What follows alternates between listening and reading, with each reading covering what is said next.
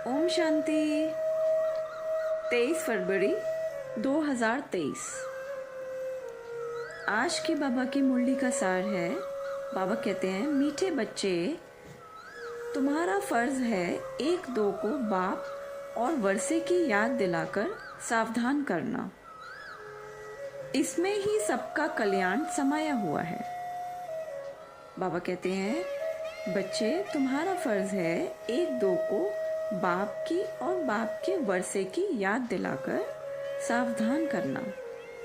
इसमें ही सबका कल्याण समाया हुआ है। आज बाबा ने प्रश्न पूछा, तुम बच्चे किस एक गुह्य राज को समझते हो जो कोई साइंसदान भी नहीं समझ सकते? बाबा पूछते हैं, तुम बच्चे किस एक गुह्य राज को समझते हो जो कोई साइंसदान भी नहीं समझ सकते? बाबा ने उत्तर बताया, तुम समझते हो कि आत्मा अति सूक्ष्म स्टार है, उसमें ही सब संस्कार भरे हुए हैं। बाबा कहते हैं, तुम बच्चे समझते हो कि आत्मा अति सूक्ष्म स्टार है, उसमें ही सब संस्कार भरे हुए हैं। वही शरीर द्वारा अपना अपना पार्ट बजा रही है ना? आत्मा शरीर द्वारा अपना अपना पार्ट बजा रही है। शरीर तो जड़ है और आत्मा चैतन्य है। ऐसे ही फिर परमात्मा भी स्टार है, उसमें सारी नॉलेज है। परमात्मा स्टार है और उसमें सारी नॉलेज है। वह मनुष्य सृष्टि का बीज रूप है। परमात्मा मनुष्य सृष्टि का बीज रूप है, सत्य है, चैतन्य है। वह कोई हजारों सूर्यों से तेजों में नहीं है।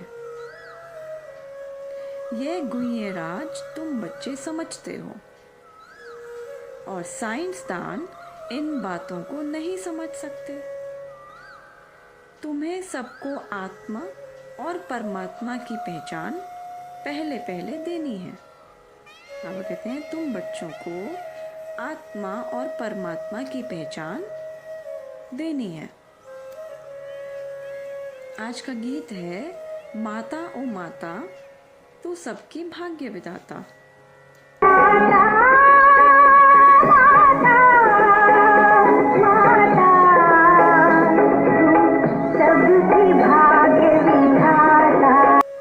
अच्छा, मीठे मीठे सिखिलते बच्चों प्रति माता पिता बाप दादा का याद प्यार और गुड मॉर्निंग। रूहानी बाप की रूहानी बच्चों को नमस्ते। हम रूहानी बच्चों की रूहानी बाप दादा को याद प्यार, गुड मॉर्निंग और नमस्ते। धारणा के लिए मुख्य सार है। पहला पॉइंट, रात को जाग कर ज्ञान का विचार सागर मंथन करना है। ज्ञान सागर में डुबकी लगानी है। बाप को याद करते नींद को जीतने वाला बनना है। बाबा कहते हैं, रात को जाग कर ज्ञान का विचार करना है। ज्ञान सागर में डुबकी लगानी है और बाप को याद करते नींद को जीतने वाला बनना है। दूसरा पॉइंट है, स्वदर्शन चक्र फिराते रहना है। आपस में बाप और वर्षे की याद दिलाते एक दो को सावधान कर उन्नति को पाना है। बाबा कहते हैं, स्वदर्शन चक्र फिराते रहना है और आपस में बाप की और बाप के वर्षे की याद दिलाते हुए एक दो को सावधान कर उन्नति को पाना है।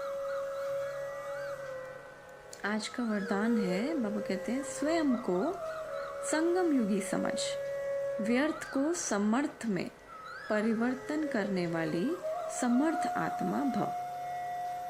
स्वयं को संगम युगी समझ, व्यर्थ को समर्थ में परिवर्तन करने वाली समर्थ आत्मा भव।